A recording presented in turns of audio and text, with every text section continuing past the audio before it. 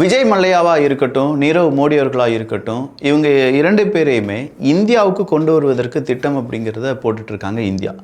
பல தடவை இதற்கான நோட்டீஸ் எல்லாமே நம்ம கொடுத்துட்டோம். 2 பேருமே தப்பு செஞ்சவங்க, 2 பேருமே பெரிய அளவில் ஊழல் செஞ்சுருக்காங்க, 2 பேருமே பணத்தை கையாடல் செஞ்சுருக்காங்க, ஏகப்பட்ட நபர்களை ஏமாற்றியிருக்காங்க, நிறைய பேங்கில் பணம் வாங்கிட்டு வட்டி கொடுக்காமல் எஸ்கேப் ஆகியிருக்காங்க. இப்படிங்கிற பல குற்றச்சாட்டுகளை சொன்ன பிறகும் கடைசியாக அவங்கள நாடு கடத்துறதுக்கு இப்போது இங்கிலாந்து அரசாங்கம் முடிவெடுத்திருப்பதாக செய்திகள் வெளியாகி இருக்கிறது. இதை சாதாரணமாக செய்தியாக மட்டும் கடந்து போகாமல் இன்றைக்கி திகார் சிறையில் அங்கே இருக்கக்கூடிய இங்கிலாந்திலிருந்து சில சிறப்பு குழு அப்படிங்கிறது திகார் சிறையை ஆராய்ச்சி பண்ணுறாங்க, ஆய்வு செய்கிறாங்க. அப்படி ஆய்வு செய்வது எதற்காக அப்படிங்கிற கேள்வி வரும்போது தான் இல்லை அந்த நாட்டை பொறுத்த வரைக்கும் அந்த நாட்டிலேருந்து ஒரு நபரை இன்னொரு நாட்டுக்கு நாடு கடத்துகிறாங்கன்னா அந்த நாட்டில் இருக்கக்கூடிய சிறைச்சாலை எப்படிப்பட்டது, அதில் அந்த சிறை கைதிகள் எப்படி இருப்பாங்க, மனிதாபிமான அடிப்படையிலான சிறை கைதிகள் நடத்தப்படுவார்களா, இப்படிங்கிறதெல்லாம் விசாரிச்சுட்டு தான் அவங்க நாடு கடத்துவாங்களாம். ஸோ நாடு கடத்த போகிறாங்க அப்படிங்கிற ஒரு செய்தி, அதை கன்ஃபார்ம் பண்ணியிருக்காங்க இங்கிலாந்தினுடைய சிறப்பு குழு. திகார் சிறையில் அவங்க இப்போது அவங்களுடைய ஆய்வுகளை நடத்தியிருப்பதால் கூடிய சீக்கிரமாகவே இந்தியாவிலேயே நம்ம நீரவ் மோடியாக இருக்கட்டும், விஜய் மல்லையாவாக இருக்கட்டும், இவங்களை பார்ப்பதற்கான தருணம் வந்துவிட்டதாக தோன்றுகிறது. இதே மாதிரி ஏகப்பட்ட செய்திகள் வச்சுருக்கோம். நான் உங்கள் விக்கி, இது உங்கள் தமிழ் விதை. ஷார்ட்டாக கொஞ்சம் செய்திகள். திகார் சிறை செய்தியை நம்ம கேட்ட அடுத்த கொஞ்சம் நேரத்திலேயே மேற்குலக நாடுகள் இஸ்ரேலுக்கு எதிராக குரல் கொடுக்க மாட்டார்கள் அப்படிங்கிறத மறுபடியும் மேற்குலக நாடுகள் நமக்கு உணர்த்தி இருக்கிறார்கள்.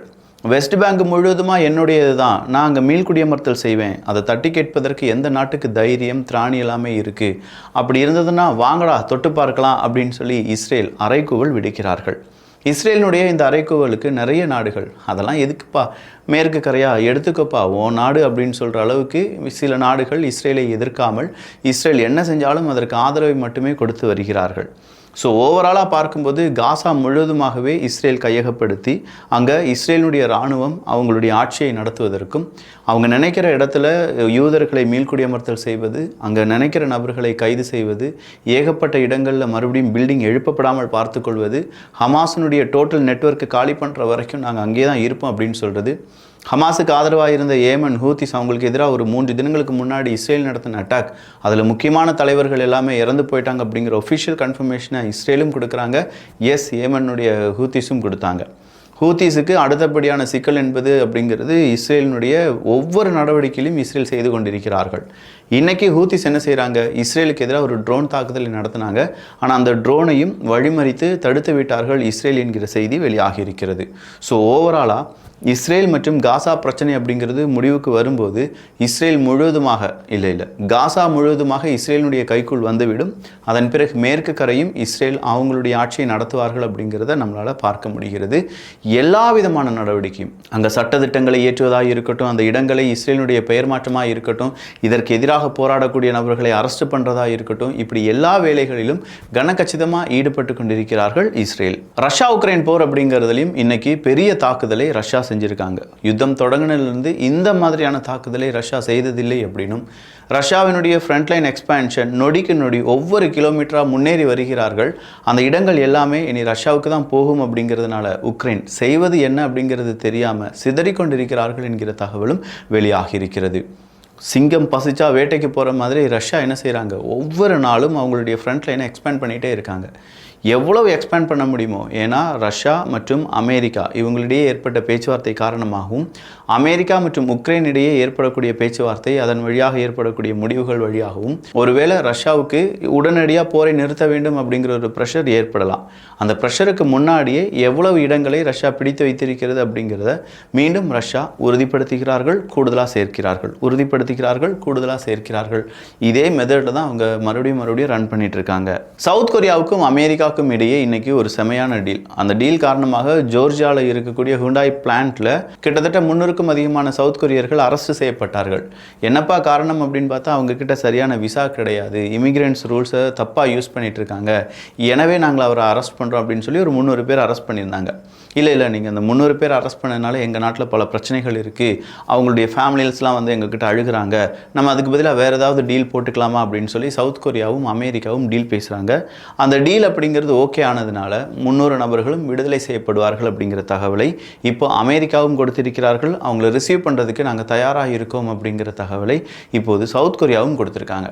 அப்போ சவுத் கொரியா, அமெரிக்கா இவங்களுடைய நட்பு எவ்வளோ பெரிய தப்பு செஞ்சிருந்தாலும், அதுவும் இமிக்ரேஷன் லெவலில் அவங்க தப்பு செஞ்சிருந்தாலுமே அவங்கள மன்னித்து வீட்டுக்கு நாங்கள் அனுப்பிவிடுவோம் அப்படின்னு சொல்லி வடகொரியாவுக்கு எதிராக இருக்கக்கூடிய தென்கொரியாவின் மீது பாசம் செலுத்துகிறது அமெரிக்கா. இந்த நேரத்தில் தான் ஜப்பானை பற்றியான செய்தியும் நாம் பார்க்க வேண்டும். ஜப்பானில் பொதுவாக அரசியல் அப்படிங்கிறது ஒரு ஸ்டேபிளாக இல்லாமல் இருக்கு என்பது நமக்கு தெரியும். ரொம்ப நாள் இஷிபா அவர்கள் ஜப்பானுடைய பிரைம் மினிஸ்டராக இருந்தார். ஆனால் அந்த வந்த எலெக்ஷனில் இஷிபா அவர்களால் மறுபடியும் வெற்றி பெற முடியவில்லை. அதுக்கு முன்னாடியே அவருடைய கூட்டணி கட்சிகள் எல்லாம் தோல்வியை கண்டது. இப்போது இஷிபா அவர்களுடைய கட்சியும் கூட்டணி எல்லாமே தோல்வியை தழுவி இருப்பதால் அவருடைய பிரைம் மினிஸ்டர் பதவியை அவர் துறக்கிறார் என்கிற செய்தி இன்றைக்கு ஜப்பான் ஊடகத்தால் வெளியிடப்பட்டிருக்கிறது. ஜப்பானில் இப்படி ஒரு குழப்பம் வருவதற்கு மெயின் காரணம் யார் அப்படின்னு பார்த்தா அமெரிக்கான்னு சொல்கிறாங்க. அமெரிக்கா விதித்த டாரிஃப் அதை சமாளிக்க முடியாத நிலைமையில் தான் அங்கே இருக்கக்கூடிய ஜப்பானுடைய அரசியல்வாதிகள் இருக்காங்க. அந்த அரசியல்வாதிகளையும் மீறி அங்கே இருக்கக்கூடிய மக்கள் உண்மையான மாற்றத்தை எதிர்பார்க்கிறார்கள். எனவே அரசியல் அவங்களுக்கு அப்பாற்பட்டது தான். அவங்களுக்கு தேவை மக்கள் வாழ்வை எப்போது மேம்படுத்தலாம், எப்படி மேம்படுத்தலாம் அப்படிங்கிற அந்த திட்டத்துடன் வந்தார்கள் என்றால் ஜப்பான் அரசாங்கத்தை வழிநடத்த தலைவர்களுக்கு ஜப்பான் மக்கள் எந்த ஆட்சேபனையும் இல்லாமல் நிபந்தனையும் இல்லாமல் சம்மதிக்கிறார்கள். அப்படி இல்லையா யாருமே அங்கே ஆட்சி செய்ய முடியாது என்பதை ஜப்பான் மக்கள் மீண்டும் மீண்டும் உணர்த்துகிறார்கள். உக்ரைனுக்கு எதிரான பிக்கஸ்ட் ஏர் ஸ்ட்ரைக் அப்படிங்கிறத இன்று ரஷ்யா செய்திருப்பதாக செய்திகள் வெளியாகி இருக்கிறது. இதனால் உயிரிழந்தவர்களுடைய எண்ணிக்கை இதுவரையிலும் வெளியிடப்படவில்லை. வாஷிங்டன் டிசி இந்த ரெசிடென்ஸை சார்ந்த எல்லாருமே அங்கே இருக்கக்கூடிய மக்கள் எல்லாருமே ப்ரொட்டஸ்ட் அப்படிங்கிறது செய்ய ஆரம்பிச்சிருக்காங்க. அதற்கான காரணம் என்னென்னா அங்கே அவங்களுடைய சிட்டிக்குள்ளே ட்ரம்ப் அவர்கள் அவங்களுடைய ட்ரூப்பை நிப்பாட்டி வச்சிருக்கிறது தான்.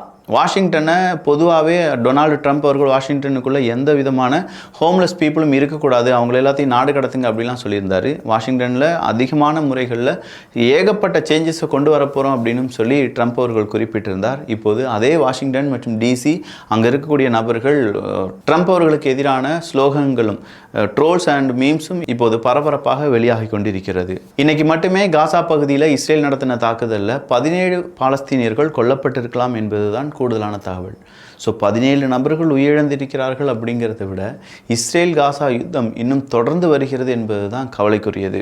ரஷ்யாவினுடைய ஒரு ஏர்கிராஃப்டை இன்னைக்கு போலந்து நாடும் போலந்தினுடைய நட்பு நாடுகளும் சேர்ந்து தடுத்து நிறுத்தியிருக்கிறார்கள் என்கிற தகவலை போலந்து அரசாங்கம் வெளியிட்டிருக்கிறார்கள். இதனால் எந்த விமானங்களுக்கும் சேதாரம் அப்படிங்கிறதுலாம் இல்லை. பட் ரஷ்யாவினுடைய விமானங்கள் உள்ளே நுழைந்தது, அதை நாங்கள் தடுத்துட்டோம் அப்படிங்கிறது தான் போலந்தினுடைய குறிப்பீடு. எகிப்தை பொறுத்த வரைக்கும் இஸ்ரேல் காசாவுக்கு எதிராக வைத்திருக்கக்கூடிய பல திட்டங்களும் மனிதாபிமானமற்ற செயல் அப்படின்னும் அதற்கு நாங்கள் உடந்தையாக இருக்க மாட்டோம் என்கிற தகவலையும் கொடுத்திருக்கிறார்கள். அப்போ இஸ்ரேலுடைய முடிவுக்கு எகிப்து வன்மையான கண்டனங்களை தெரிவித்திருக்கிறார்கள். துருக்கியில் இன்னைக்கு கோஸ்ட்கார்டு கப்பல் ஒன்று மோதியதில் கிட்டத்தட்ட 5க்கும் அதிகமான நபர்கள் உயிரிழந்திருப்பதாக செய்திகள் வெளியாகி இருக்கிறது. இஸ்ரேலினுடைய எதிர்க்கட்சி தலைவர் வெஸ்ட் பேங்கை அனெக்ஸ் பண்ணுறது அப்படிங்கிறத பற்றியான அந்த திட்டத்திற்கு கடுமையான எதிர்ப்பை தெரிவித்திருக்கிறார். அதே மாதிரி இஸ்ரேலில் எங்களுடைய உறவுகளை காணவில்லை அப்படின்னு சொன்னவங்களும் இந்த ப்ரொட்டஸ்ட்லையும் இஸ்ரேலினுடைய அரசாங்கத்துக்கு எதிராகவும் கருத்துக்களை பதிவு செய்து வருகிறார்கள். பாகிஸ்தானில் மறுபடியும் ஃப்ளட் வருவதற்கான வாய்ப்புகள் இருக்குது அப்படின்னும் கிட்டத்தட்ட 18 லட்சம் நபர்களை இப்போது அப்புறப்படுத்திய பாகிஸ்தான் இன்னும் பல ஆயிரம் மனிதர்களை அப்புறப்படுத்த வேண்டும் அப்படிங்கிற ஒரு எச்சரிக்கையும் இப்போது இந்தியா கொடுத்திருக்கிறது. இந்தியாவினுடைய இந்த எச்சரிக்கையை பாகிஸ்தான் பார்ப்பார்களா நிராகரிப்பார்களா அப்படிங்கிறத பொறுத்திருந்து பார்க்கலாம். லிஃப்ட் த பேன் அப்படிங்கிற ஒரு ப்ரொட்டஸ்ட் இன்னைக்கு யூகேல நடைபெறுகிறது. இந்த ப்ரொட்டஸ்ட் ஏன் அப்படின்னா பாலஸ்தீனம் இஸ்ரேல்.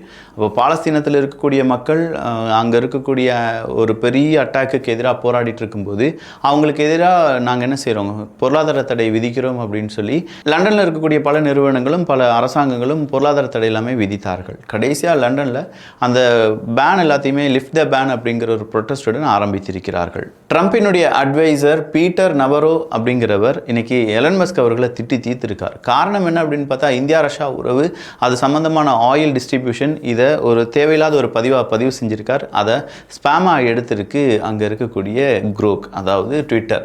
இதெல்லாம் எப்படி சாத்தியம், இதெல்லாம் சரியே கிடையாது அப்படின்னு சொல்லி இப்போதைய ட்ரம்ப் அட்வைசர் அவருடைய கருத்துக்களை பதிவு செய்திருக்கிறார். ஸோ ஏகப்பட்ட செய்திகள் பார்த்துருக்கோம். இந்த செய்திகளை பற்றி உங்களுடைய கருத்துக்கள் இங்கே வரவேற்கப்படுகின்றன. எல்லோரும் தமிழ் விதையில் இணைந்திருங்கள். நல்லதை பகிர்ந்து நல்ல சமுதாயத்தை உருவாக்குவோம். நன்றி, வணக்கம்.